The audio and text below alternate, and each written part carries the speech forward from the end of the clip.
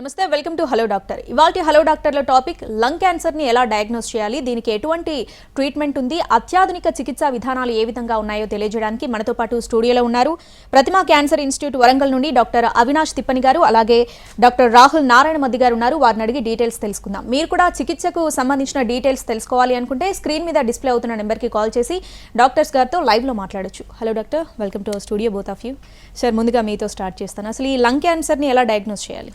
అంటే మనం పోయిన ఎపిసోడ్లో మనం మాట్లాడుకున్నాం లంగ్ క్యాన్సర్ గురించి. సో సాధారణంగా ఏంటంటే ఒక 50 years దాటిన వాళ్ళు, క్రానిక్ స్మోకింగ్ హిస్టరీ ఉండేవాళ్ళు, దీర్ఘకాలికంగా దగ్గు కానీ, ఆయాసం కానీ, మూస కానీ, ఈ కళ్ళలో బ్లడ్ పడ్డం కానీ తగ్గకపోతే ఏదో ఒక డాక్టర్ని సంప్రదిస్తుంటారు. ఆ డాక్టర్ గారు వెళ్ళిన తర్వాత బేసిక్గా ఒక ఎక్స్రే కానీ లేకపోతే ఒక సిటీ స్కాన్ లాంటిది కానీ ఒక పరీక్ష చేయడం జరుగుతుంది. ఈ సిటీ స్కాన్ కానీ ఎక్స్రే చేసిన తర్వాత ఏంటంటే ఈ ఊపిరితిత్తులో గడ్డు ఉందని తేలుతుంది. సో ఈ ఊపిరితిత్తులో గడ్డు ఉందని తేలిన తర్వాత ఇది క్యాన్సరా కాదా అని మనం తెలుసుకోవడానికి ఏంటంటే ఎక్కడైతే గడ్డు ఉందో ఆ గడ్డ నుండి చిన్న ముక్క పరీక్ష చేయించాల్సి ఉంటుంది.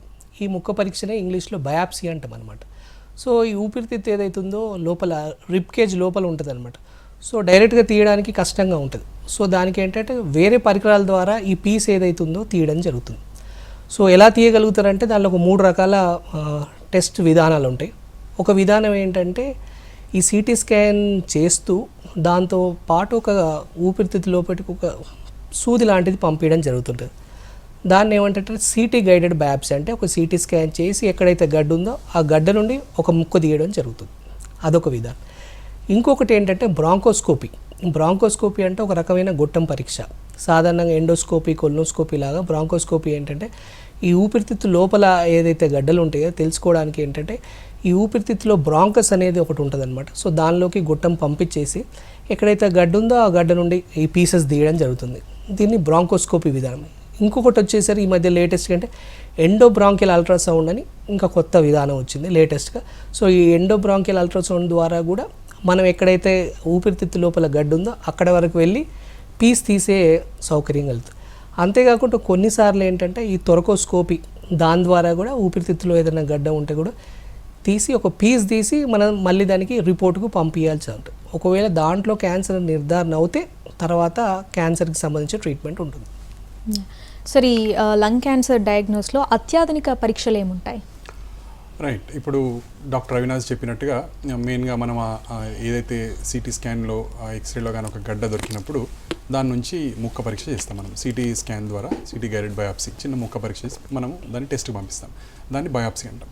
అయితే ఈ ఒక్క బయాప్సీతోని ఆగడానికి లేదు.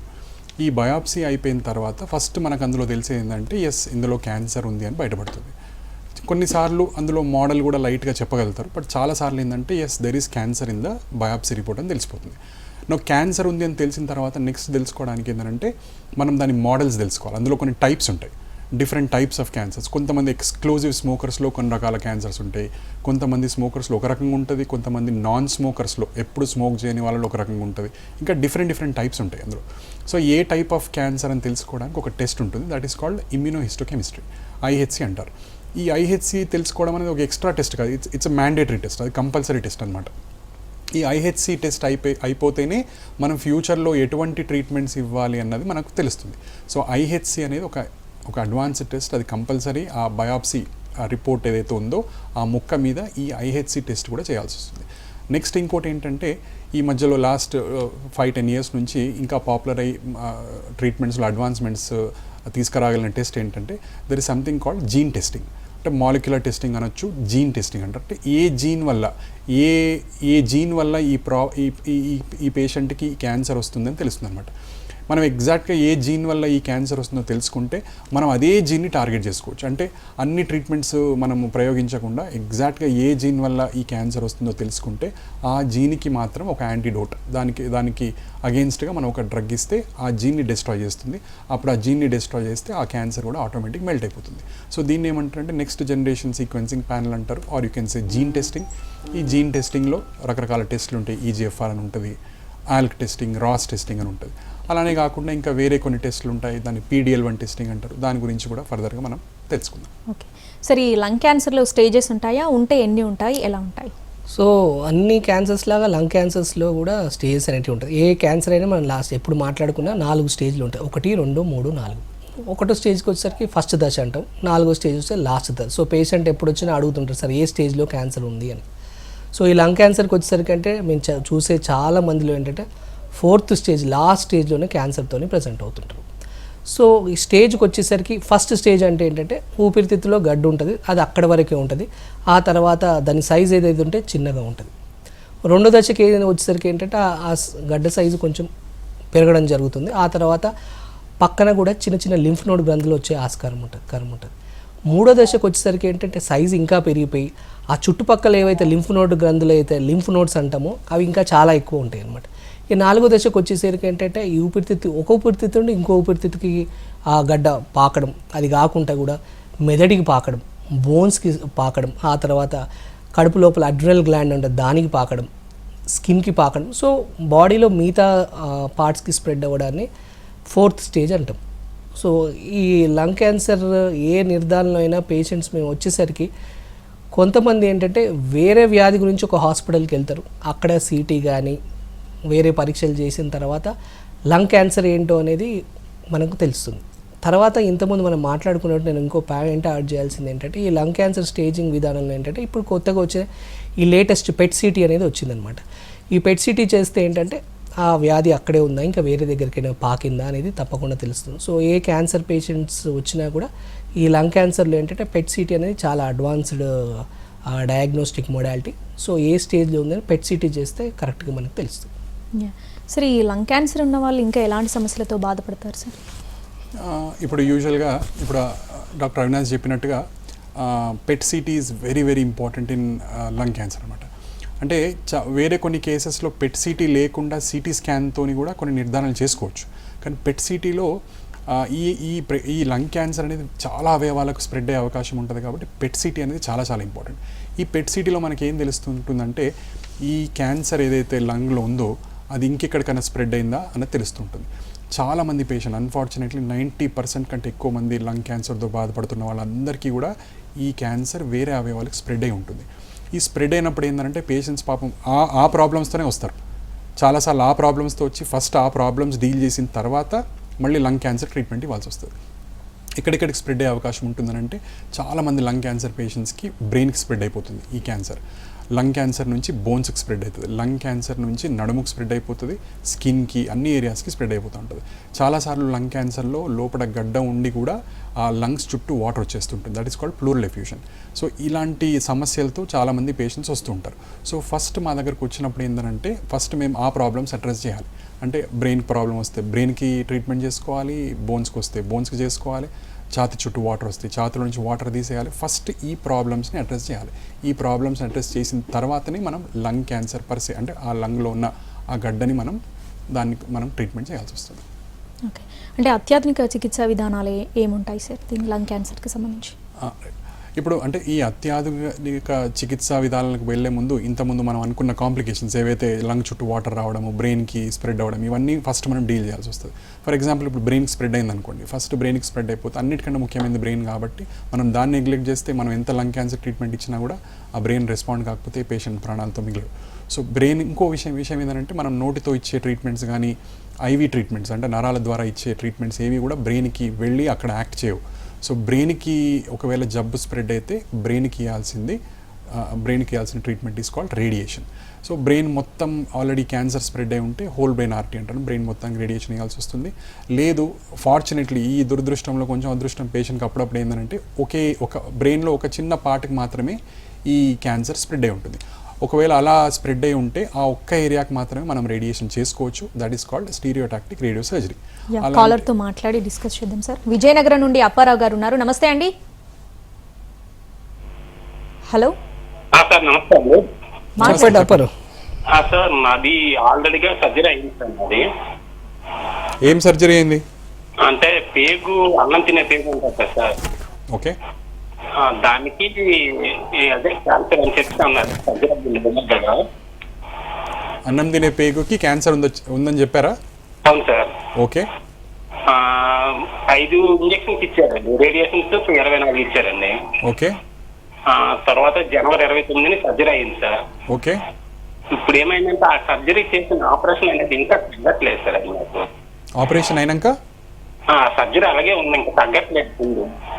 ఏమవుతుందండి? సర్జరీ చేసిన తర్వాత ఆ పుండు అలాగే ఉంది, తగ్గట్లేదు. పుండు అలాగే ఉందా?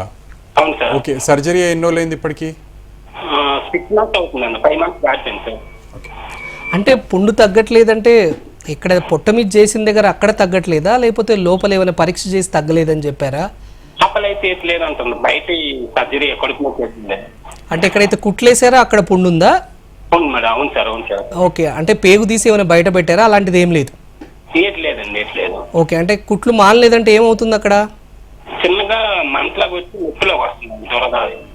దురద వస్తుంది, అంతేగాని అక్కడ నుండి రక్తం రావడం కానీ కుట్లు విడిపోయి అక్కడ పుండులాగా అయితే ఏం లేదుగా? లేదు లేదు సార్, లేదు సార్. సో అయితే ఏం కంగారు పడాల్సిన అవసరం లేదు. దానికి సంబంధించి స్కానింగ్ ఇవన్నీ కూడా చేసే ఉంటారు కదా.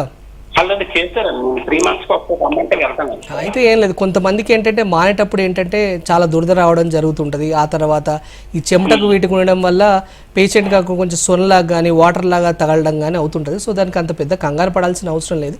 అక్కడ ఏదైనా ఉంటే ఎక్కడైనా మీకు పుండ్లాగా ఏదైనా కనపడితే ఒక రెగ్యులర్గా బయట మెడికల్ షాప్లో స్టెరీ ప్యాడ్స్ అని ప్యాడ్స్ దొరుకుతాయి, అలాంటి ప్యాడ్ ఒకటి అప్లై చేసుకోండి, సరిపోతుంది. ఒకసారి స్కానింగ్ చేసిన తర్వాత ఇంకా లోపల ఏం లేదు, పుండ్లో కూడా ఏం లేదంటే దాని గురించి కంగారు పడాల్సిన అవసరం లేదు. ఈ క్యాన్సర్ పేషెంట్స్ కూడా హీలింగ్ అవ్వడానికి టైం పడుతుంది. So don't worry about it. Yeah right sir, please continue. అత్యాధునిక చికిత్సా విధానం. రైట్. ఇంతకుముందు మనము బ్రెయిన్కి ఒకవేళ స్ప్రెడ్ అయితే ఏం చేస్తాం? అత్యాధునిక ట్రీట్మెంట్స్లో SRS, స్టీరియోటాక్టిక్ రేడియో సర్జరీ అని ఒక that is one kind of radiation, ఒక టైప్ ఆఫ్ రేడియేషన్. సో ఒకే ఏరియాలో, బ్రెయిన్లో ఒక ఏరియాలో మాత్రమే ఉంది, ఇంకెక్కడికి స్ప్రెడ్ కాలేదంటే ఆ రేడియేషన్ చేసుకుంటే ఓన్లీ ఆ ఏరియాకి రేడియేషన్ ఇస్తూ మిగతా బ్రెయిన్ని మనం స్పేర్ చేయొచ్చు. సో ఇలాగే ఈ పేషెంట్స్కి బ్రెయిన్కే కాకుండా బోన్స్ కూడా స్ప్రెడ్ అవుతూ ఉంటాయి.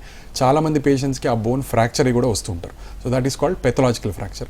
సో ఇలాంటి ఫ్రాక్చర్స్ ఉన్నప్పుడు ఫస్ట్ ఆర్థోపెడిషియన్ హెల్ప్ తీసుకొని, అంటే బోన్స్ డాక్టర్ హెల్ప్ తీసుకొని ఎక్కడైతే ఫ్రాక్చర్ అయి ఉందో దాన్ని రిపేర్ చేస్తారు. దానికి రకరకాల పేర్లు ఉంటాయి, ఫిక్సేషన్ అంటారు, దాన్ని రిపేర్ చేస్తారు. చేసిన తర్వాత ఆ ఏరియాకి రేడియేషన్ కూడా చేయాల్సి వస్తుంది. సో ఈ రేడియేషన్ కూడా మనకు చాలా చాలా అవసరం ఈ బోన్ ఫ్రాక్చర్ అయినప్పుడు. నెక్స్ట్ ఇంకొంతమంది పేషెంట్స్లో ఏముంటుందని అంటే ఈ ఛాతిలో వాటర్ వస్తూ ఉంటుంది. చాలామంది పేషెంట్లో ఆల్మోస్ట్ 70% ఆఫ్ పేషెంట్స్కి ఛాతిలో వాటర్ వస్తూ ఉంటుంది. సో ఈ వాటర్ వచ్చినప్పుడు పేషెంట్స్కి శ్వాస తీసుకోవడం చాలా కష్టంగా ఉంటుంది. ఈ వాటర్ వచ్చినప్పుడు ఫస్ట్ ఏం చేయాలంటే మనం ఇదంతా ఏంటంటే లంగ్ క్యాన్సర్కి ట్రీట్మెంట్ ఇచ్చే ముందు దాని నుంచి వచ్చే ప్రాబ్లమ్స్కి ఇచ్చే ట్రీట్మెంట్స్ అన్నట్టు. సో ఫస్ట్ ఏం చేయాల్సి వస్తుందనంటే ఛాతిలోకి ఒక వాటర్లోకి ఒక చిన్న ట్యూబ్ వేయాల్సి వస్తుంది. That is called ICD, intercostal drainage అంటారు. ఆ ట్యూబ్ వేసేస్తే ఇమ్మీడియట్గా వాటర్ అంతా బయటకు వచ్చేస్తుంది. Patient will get lot of relief, చాలా చాలా రిలీఫ్ వస్తుంది ఈ దమ్ము నుంచి. సో ఇలాంటి ట్రీట్మెంట్స్ అన్నీ ఫస్ట్ మనం చేసుకోవాల్సి వస్తుంది. ఈ చేసుకున్న తర్వాత మనం లంగ్ క్యాన్సర్ని టార్గెట్ చేయాలి. ఈ లంగ్ క్యాన్సర్ని టార్గెట్ చేయడానికి ఏంటంటే అత్యాధునిక ట్రీట్మెంట్స్ ఎన్నో వచ్చాయి. అందులో ఇంతకుముందు మనము బయాప్సీ అని టెస్ట్ అనుకున్నాం. ఈ బయాప్సీ తర్వాత IHC, ఇమ్యూనోహిస్టోకెమిస్ట్రీ అని టెస్ట్, తర్వాత జీన్ టెస్టింగ్ అని అన్నాం చూడండి. ఇలాంటి టెస్ట్లు చేసిన తర్వాత మనకి ఎగ్జాక్ట్గా ఏ జీన్ వల్ల ఈ క్యాన్సర్ వస్తుందో తెలుస్తుంది. కాబట్టి ఆ జీన్ని మనం టార్గెట్ చేయడానికి రకరకాల మందులు ఉంటాయి. ఫర్ ఎగ్జాంపుల్ ఆ జీన్ టెస్ట్లో మనకి EGFR అని ఒక టెస్ట్ ఉంటుంది, ALK అని ఉంటుంది, ROS అని ఉంటుంది, ఇంకా వేరే కొన్ని టెస్టులు ఉన్నాయి. కానీ ఈ 3 జీన్స్ చాలా చాలా ఇంపార్టెంట్ జీన్స్ అన్నట్టు. సో ఇలాంటి జీన్స్ మనకి ఏమన్నా దొరికినప్పుడు ఆ EGFR అనే టెస్ట్ దొరికింది అనుకోండి, ఆ జీన్ పాజిటివ్ వచ్చింది అనుకోండి, దానికి కొన్ని ట్యాబ్లెట్స్ ఉంటాయి. Those treatments are called targeted therapies. అంటే పేర్లోనే ఉంది టార్గెటెడ్ థెరపీ అంటే ఎగ్జాక్ట్గా ఏ జీన్ ప్రాబ్లం ఉందో దానికి మాత్రమే మనం డ్రగ్ ఇవ్వడం అనమాట. సో ఇలా EGFR కాకుండా ROS అని ఒక టెస్ట్ పాజిటివ్ వస్తుంది. ఆ ROS పాజిటివ్ వచ్చినప్పుడు దానికి కొన్ని ట్రీట్మెంట్స్ ఉంటాయి. ALK అని ఒక టెస్ట్ పాజిటివ్ వస్తుంది, దానికి కొన్ని ట్రీట్మెంట్స్ ఉంటాయి. రకరకాల మందులు అండ్ ఇవన్నీ కూడా చాలా వరకు ట్యాబ్లెట్ రూపంలో ఉంటాయి. డైలీ ఒక ట్యాబ్లెట్ వేసుకుంటే సరిపోతుంది. 1 or 2 ట్యాబ్లెట్స్ ఆ డ్రగ్ బట్టి ఉంటుంది.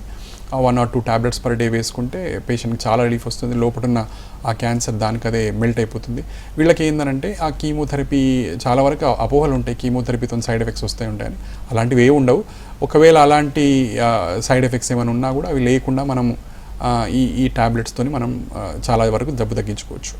సో ఈ ట్యాబ్లెట్స్తో ఏంటంటే మనకు చిన్న చిన్న స్కిన్ రియాక్షన్స్ తప్ప, నోట్లో కొంచెం పెచ్చినట్టు తప్ప ఈ మిగతా ప్రాబ్లమ్స్ ఏమీ ఉండవు. సో కాలర్ ఉన్నారు సార్, కర్నూలు నుండి రవీందర్ గారు. నమస్తే అండి. హలో, నమస్తే మేడం. మాట్లాడండి డాక్టర్ గారితో. నమస్తే సార్. ఇంతకుముందు డాక్టర్ గారు అన్నారు కదా మేడం, అదే లంగ్స్లో వచ్చి దాని నుంచి వేరే పార్ట్స్ అంటే బ్రెయిన్ వస్తే మళ్ళీ నాకు ఐడెంటిఫై అయింది. ఓకే. చెప్పండి. హైదరాబాద్లో మీట్ అయింది కదా డాక్టర్స్. హలో, వినబట్లేదండి, మళ్ళీ చెప్పండి. రవీందర్ గారు మీరు కొంచెం లౌడ్ గా మాట్లాడరా? Okay madam. Okay madam. చెప్పండి. అదే మేడం, అది బ్రెయిన్కు వాకింగ్ సార్. అది ఇందాక మీరు వాళ్ళ డాడీకి ఆ ప్రాబ్లం ఉందంట, మీరు ఇందాక చెప్పారు కదా. రైట్, బ్రెయిన్కి ఒకవేళ ఈ లంగ్ క్యాన్సర్ చాలా కామన్గా, చాలా ఫ్రీక్వెంట్గా బ్రెయిన్ స్ప్రెడ్ అవుతూ ఉంటుంది. ఒకవేళ బ్రెయిన్కి స్ప్రెడ్ అయితే ఫస్ట్ మీరు ఇమీడియట్గా డాక్టర్ని కలిస్తే, రేడియేషన్ ఆంకాలజిస్ట్ని కలిస్తే బ్రెయిన్కి రేడియేషన్ చేసుకోవాల్సి వస్తుంది. పెద్దగా రేడియేషన్ అనగానే, బ్రెయిన్కి రేడియేషన్ అనగానే ఏదో ప్రాబ్లం అవుతుంది, ఏదో కరెంట్ ఇస్తారు, షాక్ ఇస్తారు అన్నట్టు ఏదో అనుకుంటారు. అట్లాంటిది ఏమి ఉండదు. రేడియేషన్ అంటే జస్ట్ కిరణాలు మాత్రమే. ఆ రేడియేషన్ అనేది ఫస్ట్ మీరు చేసుకుంటే, ఒక చోట ఉందా చాలా చోట్ల ఉందా చెక్ చేయించుకుంటారు. ఇట్లా మీరు దానికి ఎంఆర్ఐ బ్రెయిన్ చేస్తారు. ఎంఆర్ఐ స్కాన్ చేస్తే ఎక్కడెక్కడ ఉందో తెలుస్తుంది. దానికి రేడియేషన్ ఇస్తే చాలా వరకు ఇంప్రూవ్మెంట్ వస్తుంది. ఆ ఇంప్రూవ్మెంట్ వచ్చిన తర్వాత మళ్ళీ లంగ్ క్యాన్సర్కి మనం ట్రీట్మెంట్ చేసుకోవచ్చు. నథింగ్ టు వరీ అండి. కొత్తగా ఇమ్యూనోథెరపీ అని ఒక ట్రీట్మెంట్ వచ్చింది కదా సార్, దీనికి సంబంధించిన డీటెయిల్స్ ఏంటి? రైట్, ఇమ్యునోథెరపీ అనేది ఒక కొత్త ట్రీట్మెంట్. అంటే ఈ ఒక లంగ్ క్యాన్సర్ అనే కాకుండా చాలా క్యాన్సర్స్లో ఇప్పుడు ఇమ్యునోథెరపీ వాడుతూ ఉంటాం. చాలామంది పేషెంట్లు వచ్చి అడుగుతుంటారు, స్టేజ్ 4లో రాగానే ఇమ్యునోథెరపీ ఏమన్నా చేసుకోవచ్చా అండి, ఇమ్యునోథెరపీ చేసుకుంటే బాగుంటుందా, దాని నుంచి సైడ్ ఎఫెక్ట్స్ ఎక్కువ ఉండవంట కదా అని చాలామంది పేషెంట్లు అడుగుతారు. 10లో 7 అడుగుతూనే ఉంటారు ఈ విషయాన్ని. సో ఈ ఇమ్యునోథెరపీ మనం వాడాలంటే కూడా దానికి కొన్ని టెస్టులు పాజిటివ్ రావాల్సి వస్తుంది. ఇంతకుముందు మనం అనుకున్నట్టుగా బయాప్సీ అయిపోయాక, ఐహెచ్సి అయిపోయాక జీన్ టెస్టింగ్ అన్నాం చూడండి. ఆ జీన్ టెస్టింగ్ చేస్తున్నప్పుడే ఒక స్పెషల్ టెస్ట్ ఉంటుంది, that is called PDL1 testing అంటారు. ఈ PDL1 టెస్టింగ్ అంటే అందులో స్కోరింగ్ ఉంటుంది. ఆ స్కోర్ ఎంత ఎక్కువ ఉంటే మనకి ఇమ్యునోథెరపీ ట్రీట్మెంట్ పనిచేసే అవకాశాలు అంత ఎక్కువ ఉంటుంది. సో PDL1 అనే టెస్ట్ చేసుకోవాలి. అది ఎంత పర్సెంట్ పాజిటివ్ ఉందో చూసుకోవాలి. ఒకవేళ చాలా ఎక్కువ మంచి పాజిటివిటీ ఎక్కువ ఉంటే, అంటే ఆ టెస్ట్ పాజిటివ్ వస్తే మంచిదన్నమాట పేషెంట్కి. ఒకవేళ అది టెస్ట్ పాజిటివ్ వస్తే ఈ ఇమ్యునోథెరపీ డ్రగ్స్ మనం వాడుకోవచ్చు. ఇమ్యునోథెరపీలో కూడా చాలా మందులు వస్తున్నాయి ఇప్పుడు. నివోలుబాబ్ అంటారు, పెమ్బ్రోలిజుమాబ్, చాలా మందులు ఉన్నాయి. సో ఈ ఇమ్యునోథెరపీ అనేది మనము డైరెక్ట్గా వితౌట్ కీమోథెరపీ ఇచ్చుకోవచ్చు, ఇమ్యునోథెరపీ విత్ కీమోథెరపీ యాడ్ చేసుకోవచ్చు. ఈ కీమోథెరపీ, ఇమ్యునోథెరపీ రెండు కల్పించినప్పుడు ఓన్లీ కీమోథెరపీతో వచ్చే రిజల్ట్ కంటే ఈజీగా ఒక 20-30% ఎక్కువ రిజల్ట్ వస్తుంది. చాలామంది పేషెంట్స్కి ఇమ్యునోథెరపీ యాడ్ చేసినప్పుడు ఆ క్యాన్సర్ పూర్తిగా కంప్లీట్గా జీరో అయిపోయే అవకాశం కూడా ఉంటుంది. సో జీరో అయిపోయి అంటే ఫ్యూచర్లో స్టేజ్ 4 అంటే ఏదో రోజు మళ్ళీ జబ్బు తిరగబడడం కంపల్సరీ. బట్ చాలా నెలల పాటు, చాలా సంవత్సరాల పాటు కూడా ఈ ఇమ్యునోథెరపీ ట్రీట్మెంట్ ప్లస్ కీమోథెరపీ చేస్తే మనకు మంచి రిజల్ట్స్ వచ్చి పేషెంట్ చాలా ఏళ్ల వరకు కూడా బతికుండే అవకాశం ఉంటుంది. ఇంతకుముందు మనం ఇంకొక పాయింట్ మిస్ అయ్యాము. ఈ ఇమ్యునోథెరపీయే కాకుండా there are few other treatments, ఇంకా మంచి ట్రీట్మెంట్స్ చాలా ఉన్నాయి. There are other treatments called antibodies, monoclonal antibodies అని ఉంటాయి. సో యాంటీబాడీ అనే డ్రగ్ కూడా మనం ఈ కీమోథెరపీకి యాడ్ చేసుకుంటాం. ఈ యాంటీబాడీ ఈ కీమోథెరపీకి యాడ్ చేసినప్పుడు ఏంటంటే ఆ క్యాన్సర్కి రక్త ప్రసరణ తగ్గిపోతుంది యాంటీబాడీతో. సో రక్త ప్రసరణ తగ్గిపోయినప్పుడు కీమోథెరపీ చాలా బాగా పనిచేసే అవకాశం ఉంటుంది. సో యాంటీబాడీ ఇచ్చే అవకాశం ఉంటే, ఆ టెస్టులు కొన్ని పాజిటివ్ వస్తే యాంటీబాడీ ఇచ్చే అవకాశం ఉంటే కీమోథెరపీతో యాంటీబాడీ కూడా ఇవ్వాలి. సో కీమోథెరపీ ప్లస్ యాంటీబాడీతో చాలా రిజల్ట్స్ వస్తాయి. కీమోథెరపీ, యాంటీబాడీ ప్లస్ ఇమ్యునోథెరపీ 3 కూడా కలిపి మనం ఇవ్వచ్చు ఈ పేషెంట్స్కి. సో ఈ పేషెంట్స్కి సపోజ్ నేను ఇంతకుముందు అన్న జీన్స్ పాజిటివ్ రాకపోతే ఈ ట్రీట్మెంట్స్ ఇవ్వచ్చు. సపోజ్ కొన్ని జీన్స్ పాజిటివ్ వస్తే ఈ ట్రీట్మెంట్స్ ఏమీ లేకుండా ఓన్లీ ఆ ట్యాబ్లెట్స్ ఇస్తే కూడా బ్రహ్మాండమైన రిజల్ట్స్ వచ్చే అవకాశం ఉంటుంది లంగ్ క్యాన్సర్. కాలర్ ఉన్నారు హైదరాబాద్ నుండి, రాఘవచారి గారు. నమస్తే అండి, డాక్టర్ గారితో మాట్లాడండి. నమస్కారం అండి డాక్టర్ గారు. నమస్తే అండి, చెప్పండి. నమస్తే, నా పేరు రాఘవాచారి, హైదరాబాద్ నుంచి మాట్లాడుతున్నానండి. చెప్పండి. 2020లో కోలాన్ సర్జరీ ఇది అయింది, carcinoma colon. Okay. 3rd stage లోపల జూబ్లీ అపోలోలో డాక్టర్ చిన్నబాబు రోబోటిక్ సర్జరీ చేశారు. ఓకే. 11 ఇంచెస్ అట్లా కోలాన్ కట్ చేశారు 3rd స్టేజ్ లో. అయితే ఇప్పుడు 1 year బ్యాక్ కొలనోస్కోపీ చేయించాను. ఇప్పుడు అవసరం పడదా? ఇప్పటి వరకు అటువంటి సిమ్టమ్స్ ఏం లేవు.